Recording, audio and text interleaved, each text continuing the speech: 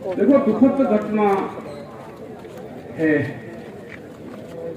जो खास करके जो हालात पूरे देश में है। एक साल आंदोलन को हो गया, एक साल से कोई आंदोलन नहीं चलता। जो पॉलिटिकल लोग हैं वो एक दिन की मीटिंग करते हैं, पूरा पुलिस प्रशासन फोर्स लगा के, गाड़ी घोड़े सब लगा के एक दिन की मीटिंग करते हैं। यहाँ ही आंदोलन को आप लोगों के सहयोग से एक साल आंदोलन को हो गया, और कोई एक जगह नहीं आंदोलन, करीब 20-30 जगह धरने चल रहे, पक्के मोर्चे हैं, 20-30, 40-50 जगह, पता भी नहीं कि कहां आदमी, पूरा देश सड़कों के ऊपर है। कुछ हम सुझाव कल के लिए भी रखेंगे कि संयुक्त मोर्चे में कुछ ये प्रस्ताव हम लेकर आएंगे कि जो घिराव होंगे वो किस किस के होंगे, क्योंकि हमको हरियाणा भी बचाना है, और एक साल से हरियाणा के नौजवानों को बिल्कुल थाम कर रख रहे हैं हम।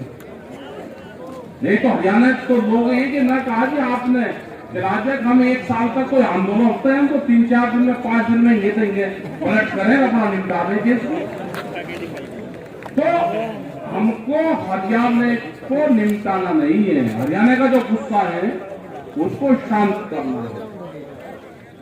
क्योंकि अगर जिस तरह से प्रशासन का रवैया है, अब दूसरे वाले का अगर पता चल गया कि ये अगली कौन सी चाल खेलेगा, तो हमको उससे बचना पड़ेगा। इनकी अब चाल है कि इनका खालिस्तानी वाला मूवमेंट चला गया, पाकिस्तान कहा हमको वो चला गया, इनको छोटा बड़ा किसान ने बताया वो चला गया, माओवादी बताया, बाहर की फंडिंग इन्होंने बताया। अब इनका जो अगला टारगेट है ये है कि इनको जातियों में तोड़ दो। तो उन जातियों के समीकरण को कैसे हम बचा कर रखेंगे, उसको हमको बचना पड़ेगा उससे।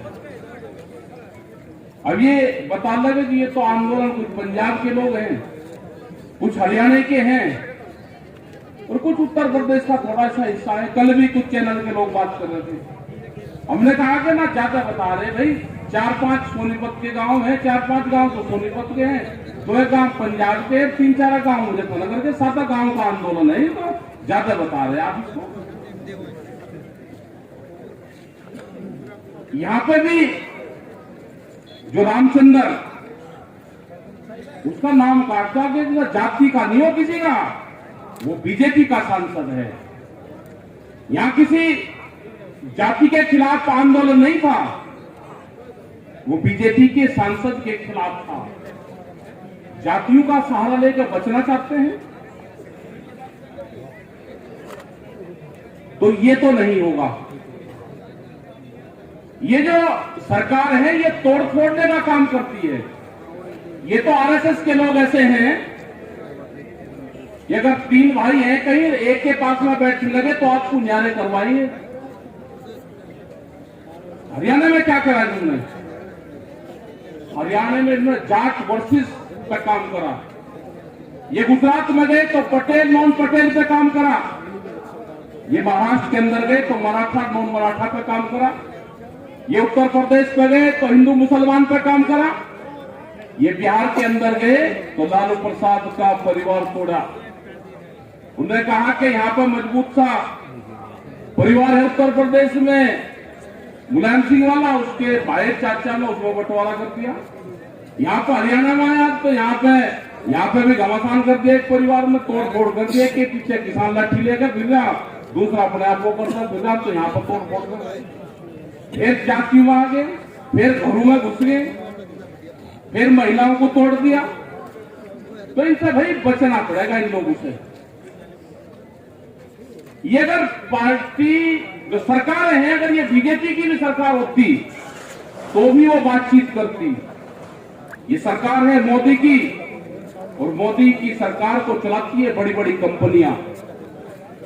जिन लोगों ने ये पार्टी बनाई थी वे तो मकान के अंदर बंद हैं, उनकी बोलने की हिम्मत नहीं है।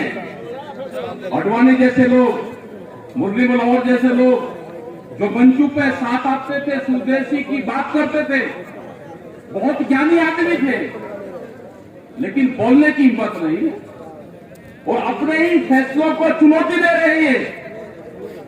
2011 में जब नरेंद्र मोदी गुजरात के मुख्यमंत्री थे, उस टाइम पे एक फाइनेंशियल कमेटी बनी थी, जो मुख्यमंत्रियों की कमेटी थी। उस कमेटी में एक प्रस्ताव था कि एमएसपी पे गारंटी कानून बनना चाहिए। ये उसके अध्यक्ष थे कमेटी के। वो कमेटी ने प्रस्ताव दिए। उस टाइम के प्रधानमंत्री मनमोहन सिंह के पास में वो प्रस्ताव गया। वो प्रस्ताव आज भी रखा हुआ है, उन्होंने नहीं करा, एमएसपी पे गारंटी कानून नहीं बनाया। इसके बाद में ये काले कानून, ये 2012 में उस टाइम की जो कांग्रेस की सरकार थी, वो एक काले कानून लेकर आई थी। इन्हीं के लोग सुषमा स्वराज, कई इन्हीं के मेंबर पार्लियामेंट, उन्होंने स्पीच दी लोकसभा में भी, लोकसभा में, राज्यसभा में। अरुण जेटली, उन्होंने कहा कि ये काले कानून है जो ये सरकार लेकर आई है, इन कानून को वापस होना चाहिए। जो खरीद करता है मंडी में आड़ती, वो किसान का एटीएम है, रात को भी पैसे चाहिए तो ले लेते हैं। उनके बयान है पूरे। हमारी समझ में ये नहीं आया कि 2012 में जो कानून काले थे, वे 8 साल में कानून सफेद कैसे हुए। 2020 में यही जब इनकी सरकार आ गई तो उसी कानूनों को लेकर आए, तो 8 साल के उसमें वो रंग उनका सफेद कैसे हुआ। या तो उस टाइम पे वे सफेद कानून थे, या आज वे काले कानून है।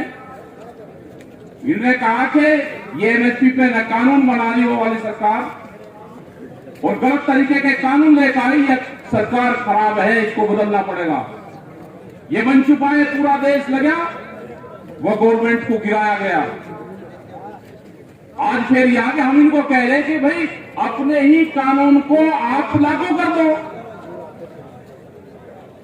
भाई एमएसपी गारंटी कानून आपकी फाइल है, उसको लागू कर दो। उन्होंने कहा कि पहले वाले ने लागू नहीं करा। भाई पहले वाले ने लागू नहीं करा, वो चली गई सरकार, अब तो आप हो। और जो कानून 2012 में काले थे, वे 2020 में सफेद कैसे हुए, इनके पास में कोई जवाब नहीं है। ये पूरी दुनिया में, यहाँ नहीं, बहुत कंट्री में, ये पूरी दुनिया में अनाज पे अपना अधिकार जमाना चाहते हैं। ये भूख के ऊपर व्यापार करना चाहते हैं। ये रोटी को तिजोरी में बंद करना चाहते हैं। आज कह रहे कि उत्तर प्रदेश में इलेक्शन है तो अप्रैल तक हम अनाज फ्री देंगे। उसके बाद में क्या होगा, क्योंकि अप्रैल तक उनकी वोट चाहिए। जो केएफसी और मैकडोनाल्ड कंपनी का नाम बहुत न सुना होगा, जो यूथ है हमारे, वो बचा हुआ भोजन जब शाम को क्लोजिंग होता है उनका 8 और 9 बजे, वो जो बचा हुआ भोजन है वो अपने कर्मचारी को भी नहीं देते। वो डस्टबिन में, कचरे के डब्बे में उसको डालते हैं। अगर 2 गुलाब जामुन के पीस बच गए, अगर उसका बिलिंग होगी तो उसका कर्मचारी खा सकता है, जो उसको बांटता है पूरा दिन। अगर उसका बिल नहीं कटा तो कचरे के डब्बे में जाएगा, उसको खाने के लिए नहीं देना चाहते। इसीलिए रोटी पे, अनाज पे अपना अधिकार जमाना चाहते हैं। और ये एक नहीं है, ये कानून और भी है। दूध की भी एक पॉलिसी आ रही, जिन्होंने कहा कि बाहर की जो कंपनी आई थी वो 20 रुपया लीटर